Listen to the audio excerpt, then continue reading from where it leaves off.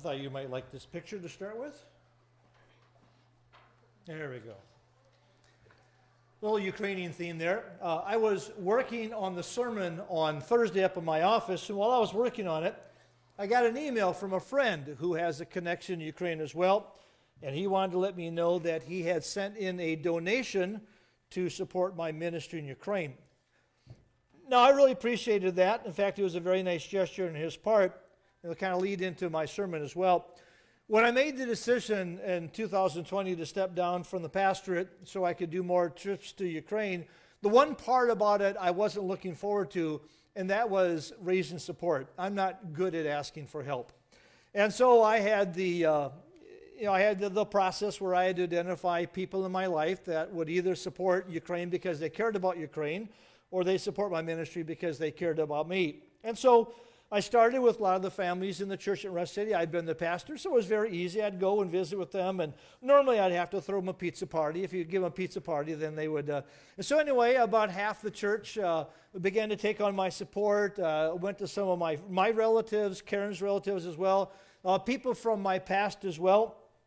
But this individual, he's a layman, but he has a long history in Ukraine. In fact, a fascinating story that actually impacted my life.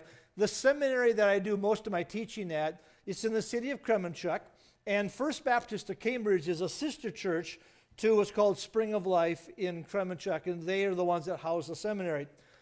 Many years ago, about 25 years ago, this man went on a trip, kind of a vision trip to Ukraine to begin to look at possibilities of finding ministry partners or what we could do in Ukraine. And so he was kind of touring the country. Anyway, they had set up an appointment for him to visit a church in Kremenchuk on a Sunday morning. He was being driven by another pastor who lived outside of Kremenchuk.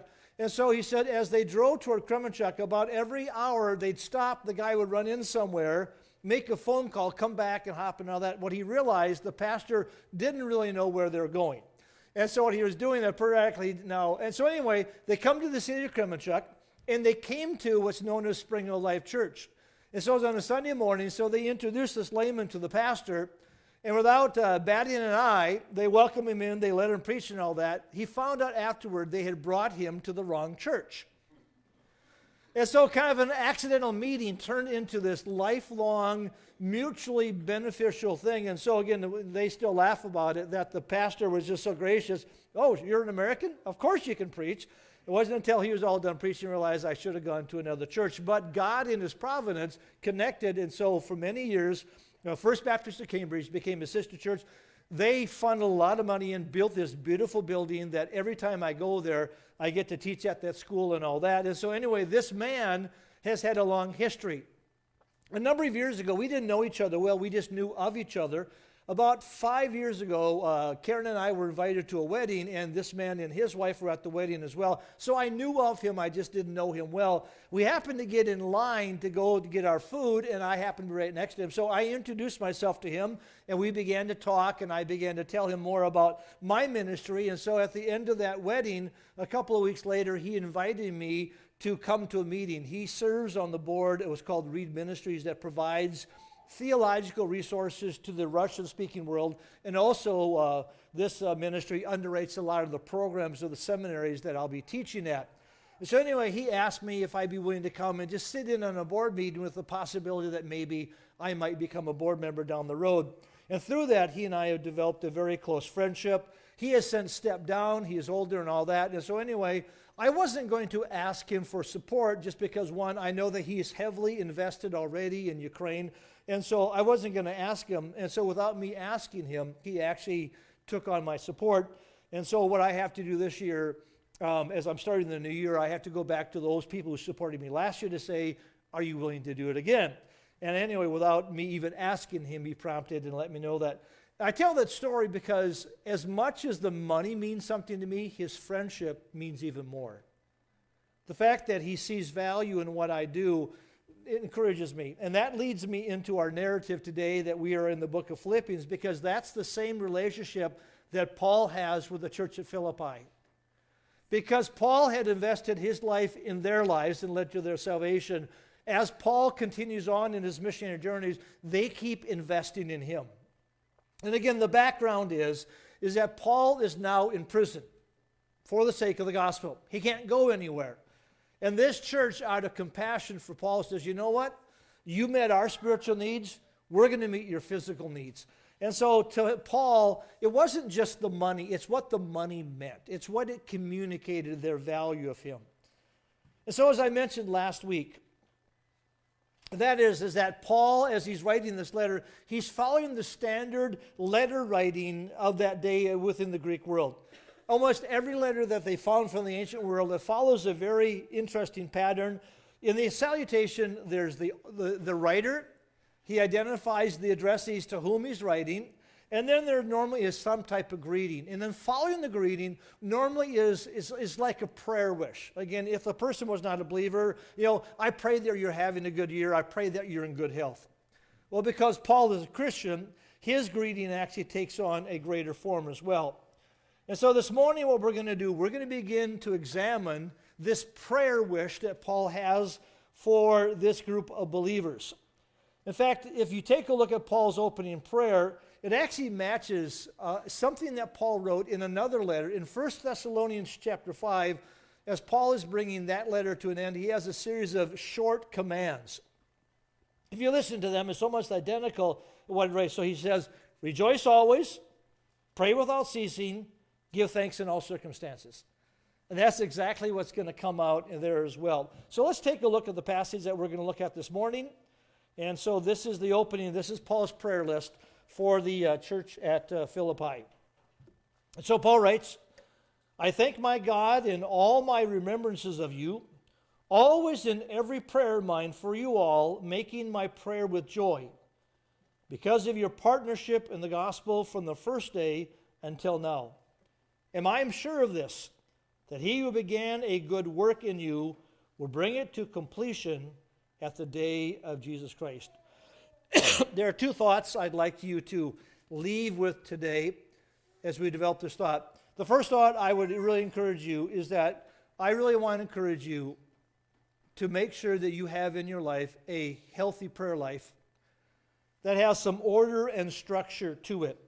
What we find from the Apostle Paul, Paul had a healthy and habitual prayer life that even though he couldn't go anywhere, he made sure that he did not waste his time. He prayed for these people, and he prayed for them on a regular basis. And so I really want to encourage you, if you do not have it, to really develop a disciplined prayer life that has content to it and some structure to it as well.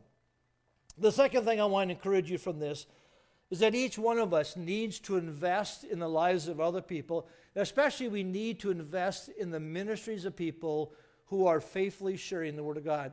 To me, that's one of the benefits of having a sister church in Ukraine. When you meet the people in Antonina, you can tell they are committed to their village. They are committed to making sure that the gospel is there. And in my mind, to me, there's no better, I want to invest in people who are already there, who are already make a difference. And so I want to encourage you, just on a personal level, that you need to invest in the ministries of people who are faithfully sharing the gospel. So anyway, let's just take a look again. If you remember the background to the book of Philippians, when the church heard that Paul was now in prison, they took a young man from the church. His name is Epaphroditus. And they said, you're going to carry some money for us, and you're going to go to where Paul's in prison. And however long Paul is there, you're going to stay there, and you're going to care for his physical needs. In the ancient world, you did not have a nice prison system that fed you and gave you nice clothes and all that. When you went to prison, your family cared for you. Your family fed you, okay? Otherwise, you starved. And so anyway, he was sent to wherever Paul was. We don't know if it was Rome or Ephesus, but wherever Paul was in prison, Epaphroditus was sent there with money to say, buy him food, buy him the clothes he needs. You personally care for him. You are an extension of our church. This is how we care for him. But when Epaphroditus got to where Paul was, he became deathly sick. He almost died.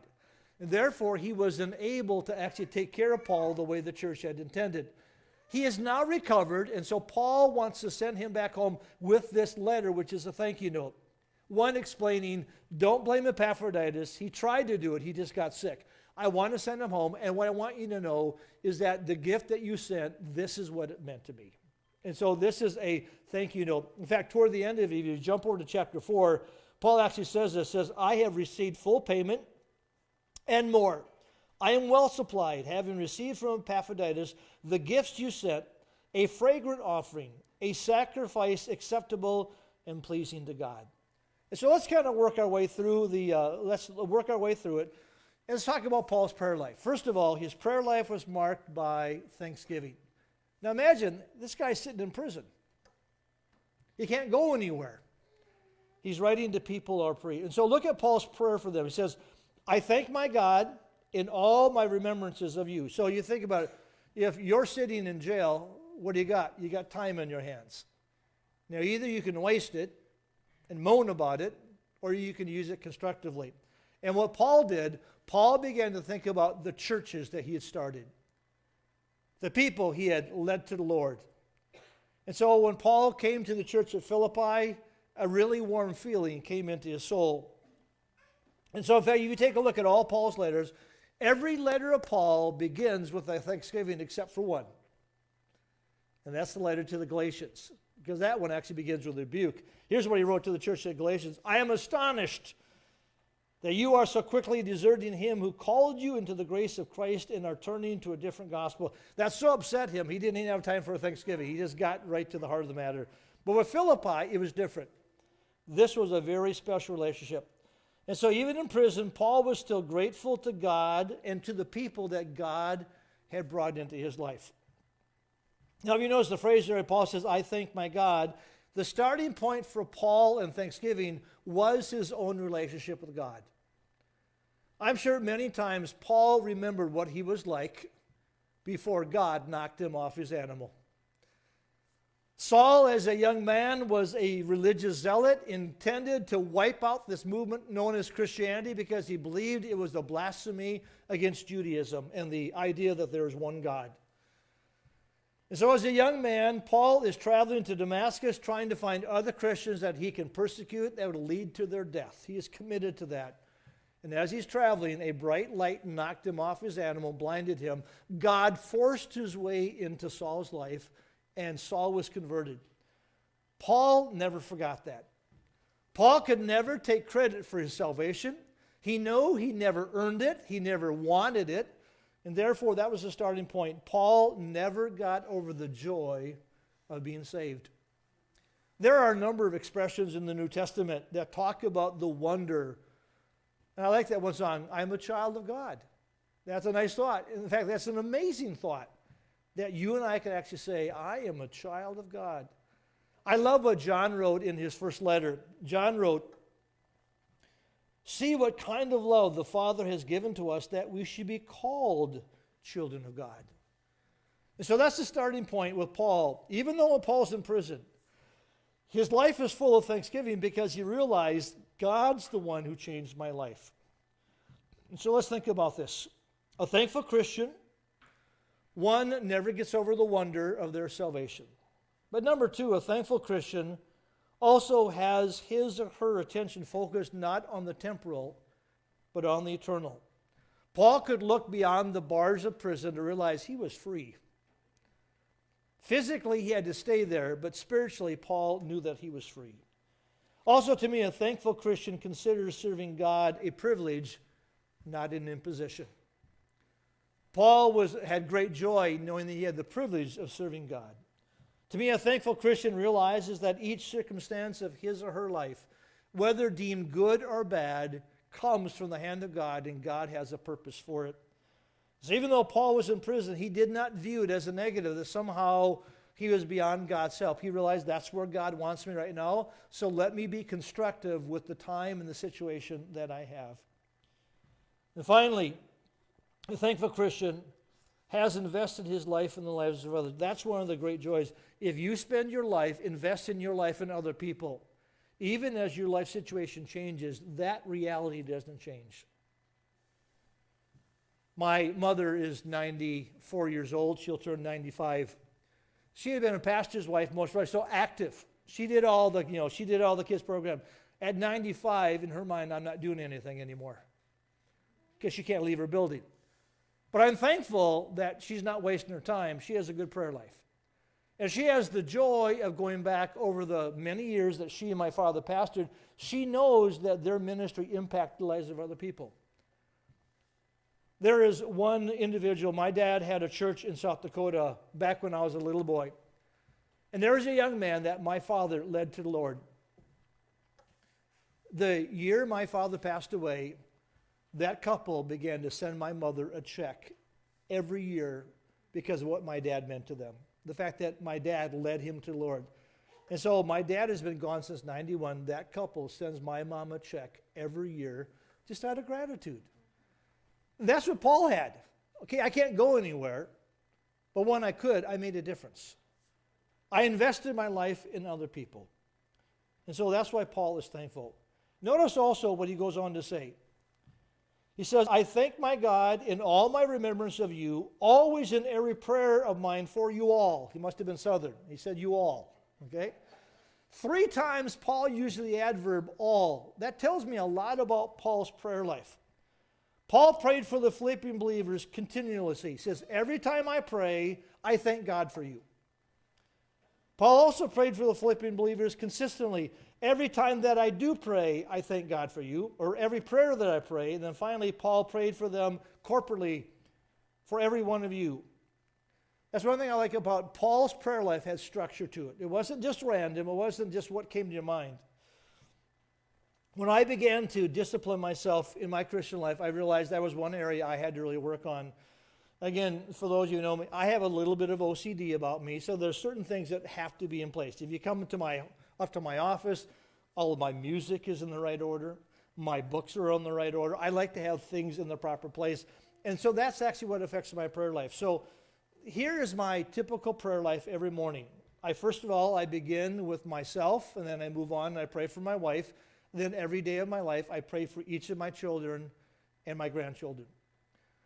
After we move on to that, then I move on to my mother, and then I have 5 siblings. And so every day what I do is that I pray for each of my siblings, and then what I do, I pray for their oldest child on Tuesday, and then on Wednesday I pray for their second child, and then on Thursday I pray for the third, and then some have a fourth and all that. And so by the time I'm through, I have prayed for every one of my nieces and nephews, and then many of them are married now, and so I pray for the children. Then I move on to Karen's family. Now Karen is one of 9, and so I have more work there. And so what I do is that I take 2 families, and so on Tuesday I pray for the Zachariasons and the Matskas. And then on Wednesday, I pray for the Whites and the Deckerts, and I just go on, and so I go through the week. And so what I'm able to do is that throughout the week, I have prayed for everyone in our families, by name specifically, what's going on. And then in the 23 years I was at Rush City, what I do is that my dad, being a rural pastor, my dad prayed for his church family geographically. He'd head north out of town and go to the farms, and he'd just kind of go around. I'm not that geographically, Karen will tell you I don't know my geography very well, but I know the alphabet. And so what I do is that I have my church alphabetized. And so when I go for my walk, I will start with the A's, and so I go through all that. And so you're fortunate, you're the Andersons now and all that. And so what I do is that the reason why I do that is because periodically, like a squirrel runs across the road, and I get thinking about the squirrel, and, where was I on the alphabet?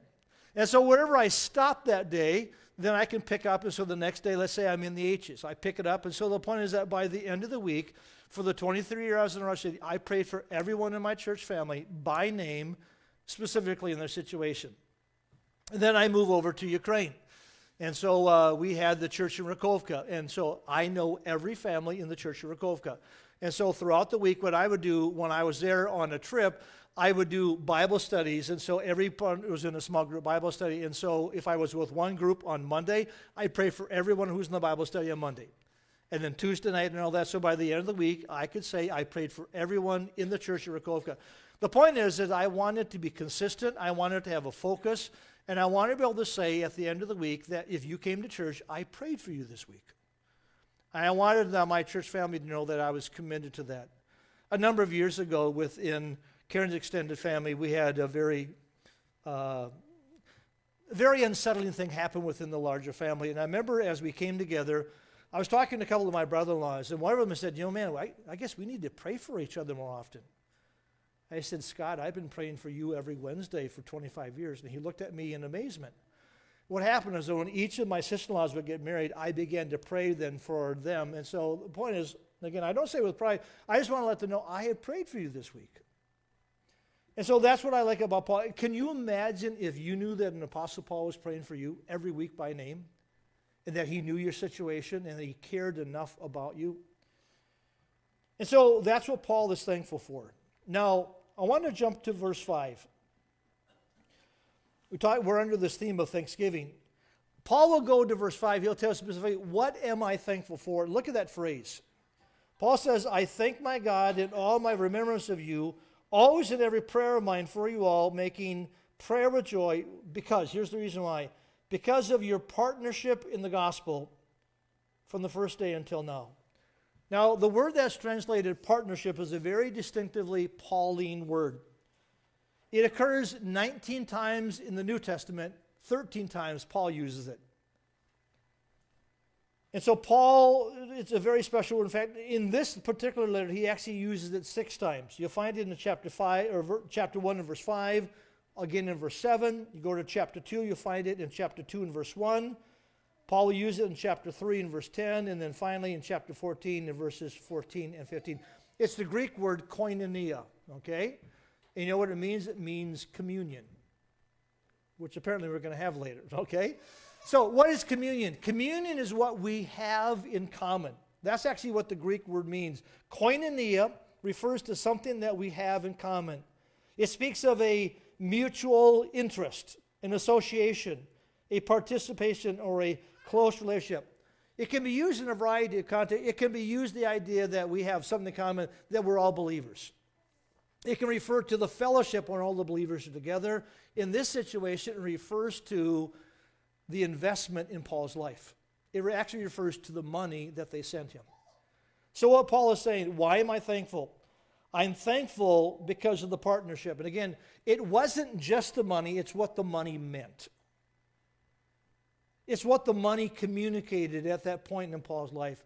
What it told them was that they recognized that God brought me to their town, and God gave me the privilege of leading them to the Lord and starting this church. And it tells me that, one, they appreciate that. And so they appreciate the fact that I invested in their life. Now what they're doing, they're returning the favor. Now they're investing in my life. I can't go anywhere. I need to be fed. I need to be clothed. And they're taking care of that. And so that's what Paul is talking about. And so this partnership began the day that Paul first came into the town of Philippi. You remember when he came there? There wasn't a synagogue to go to. There wasn't a large Jewish community. And so he said, if I'm going to find any Jewish people, I'm going to go to the riverside because that's where Jews went. If you didn't have a synagogue, you always worship by a body of water because Judaism requires ceremonial washing. So he went to the local river, and he found a group of women who were there. He shared the gospel, and what happened? A woman named Lydia, a Gentile, was converted because she was interested in Judaism. And what happened? When she got saved, what she said, Paul, if you deem me worthy, I want the church to begin to meet in my house. So that was the starting point. And then you think about, he led the jailer to the Lord and other people as well. And so what happened was, this partnership began on that missionary journey. And even though Paul had left town, this partnership was continuing. And so this gift of money was simply another expression of what we have in common. What we have in common is that we value the gospel. And so my first point this morning is, to me, Paul's prayer life was marked by thankfulness.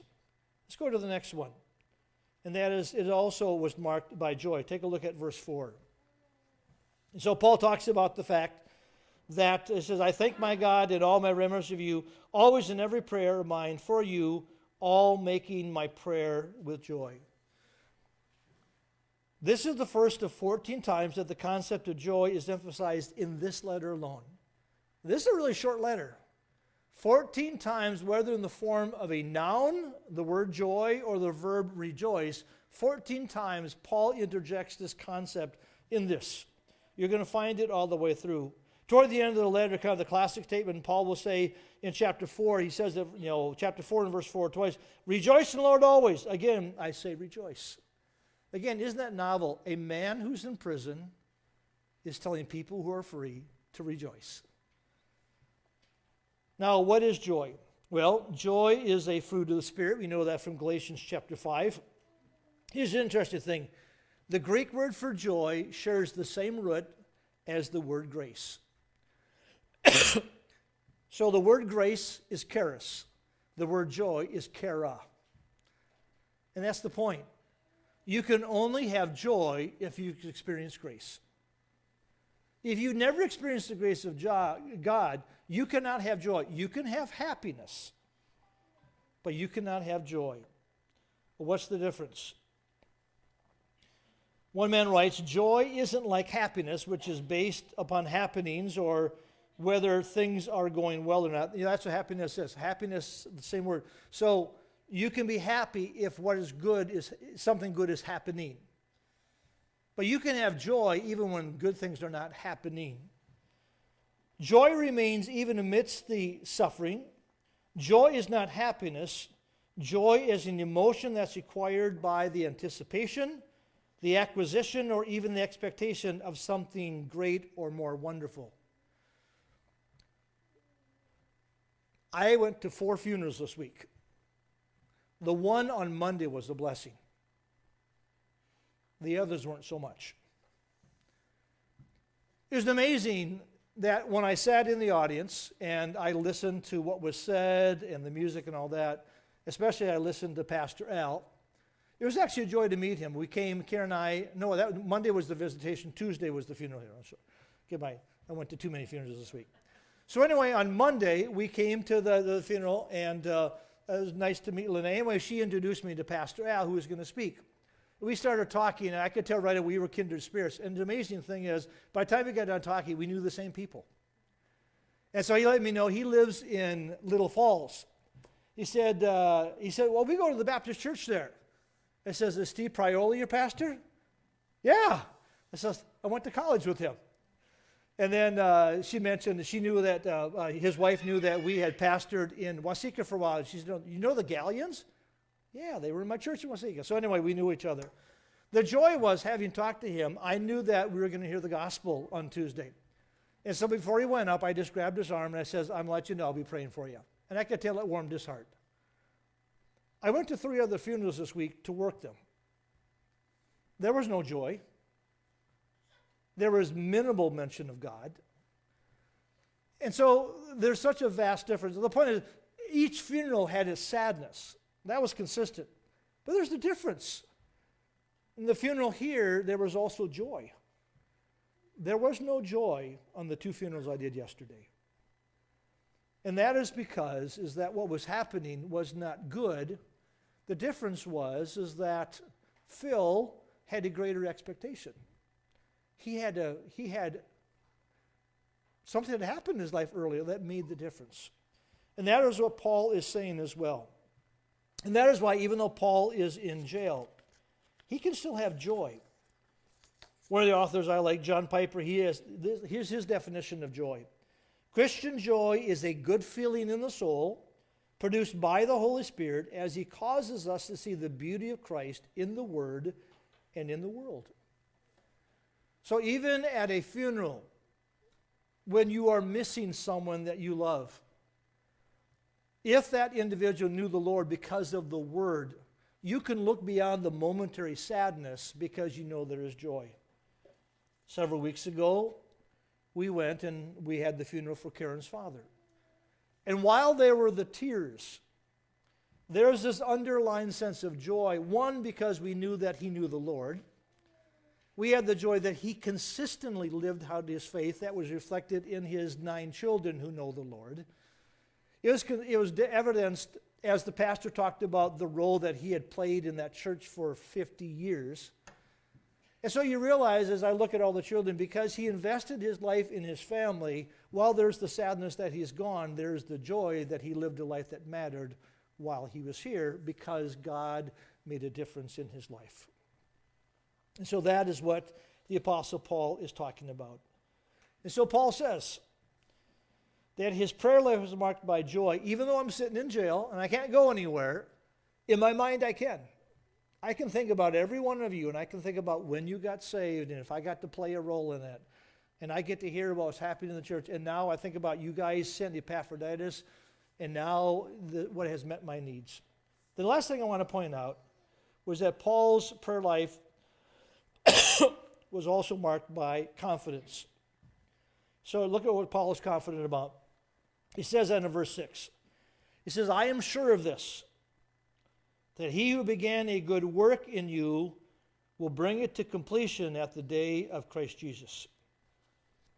In the Greek, it's actually used in what's called the perfect tense. It's something, it's a settled feeling. Paul is guaranteed. He says, I know this is true.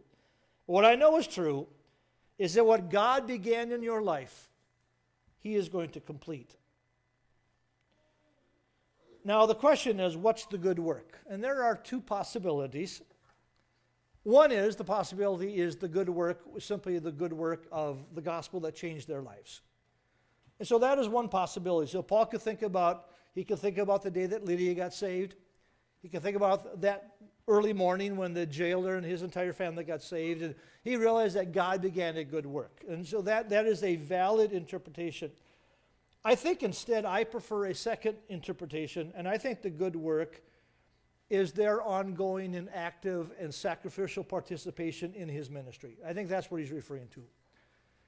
And so Paul realized that very early on, when they got saved, even as he left town, they continued to communicate to Paul the value they saw in his ministry.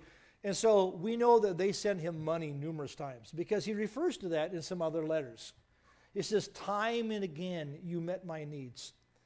And so now when Epaphroditus showed up, to Paul, that was just this active thing. And so what Paul is simply saying is that what I realized is that the day I came to your town and I shared the gospel and God worked in your lives and this church was formed, you very quickly began to reciprocate by investing in my life and my ministry. And I'm convinced that he who began this good work between the two of us will bring it to completion to the day of Christ Jesus.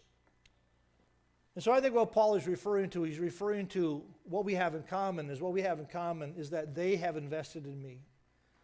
And so the point is that Paul's ministry led to their salvation, which then resulted in them saying, you know what, Paul, we value what we do, therefore I want to invest in you. One of the joys that I've had in the many years of being in Ukraine, I remember the very first year I went to Ukraine, 2002, I taught a class of 13 pastors. That day, one day, I met another American pastor in the hall. I think he was from New Jersey.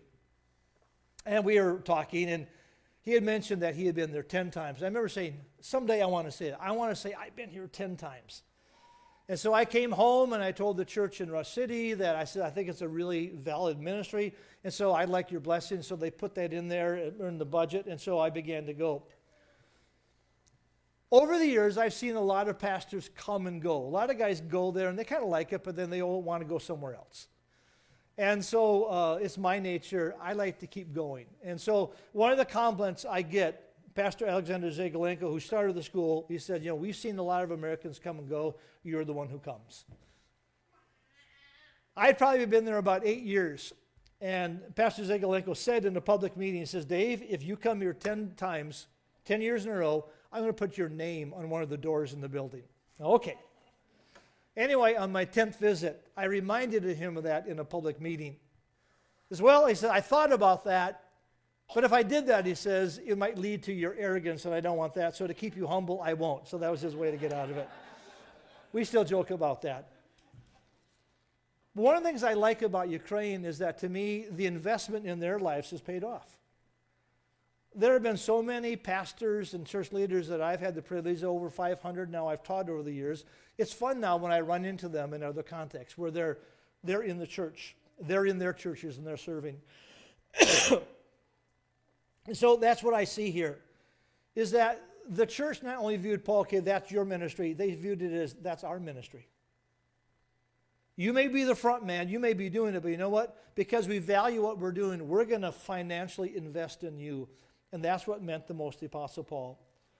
And so as I think about our prayer life, again, I want to encourage you. Your prayer life, it doesn't have to be like mine, but it needs to be habitual. It needs to have some context to it. There needs to be a purpose for which you're praying, and I think it needs to be done on a regular basis.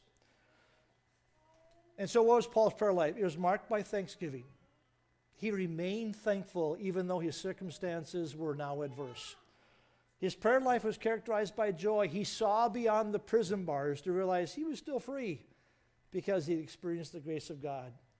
And Paul's prayer life was marked by confidence. He was confident that as he invested in their lives, they were now investing in his life, and he was confident that this relationship was going to continue on. And so I want to encourage you as you think about your own prayer life, and you think about how you can invest in the lives of other people. Invest in people who are actively engaged in sharing the gospel. If you make that an investment, that will not be a waste of time. As we bring this part of the service to an end, we would like to conclude by having communion. And so what we're going to do, we're just going to take some time, and they will pass out the communion cups, and then I will just share some thoughts as well as we gather on communion.